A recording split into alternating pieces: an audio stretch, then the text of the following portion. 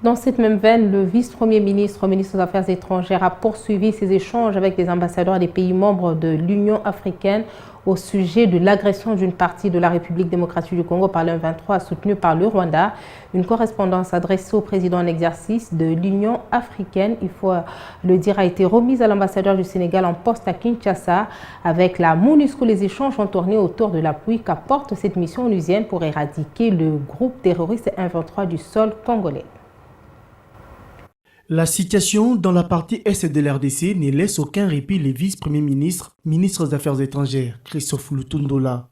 Même en situation de belligérance totale, il faut poursuivre avec la voie diplomatique pour faire entendre le point de vue du Congo-Kinshasa.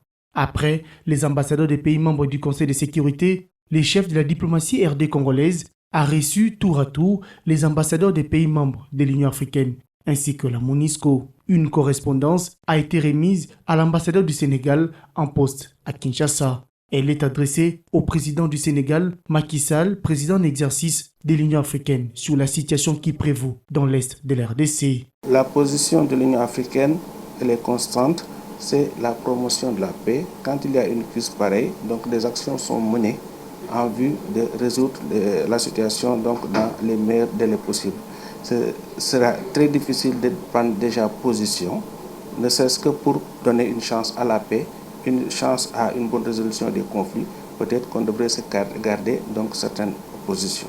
Les discussions avec la MONUSCO ont tourné autour du soutien de la MONUSCO aux opérations à Bunagana et Rumangabo. Actuellement, les unités onusiennes sont constituées de brigades d'intervention rapide, essentiellement composées de la SADC, du Kenya et du Népal.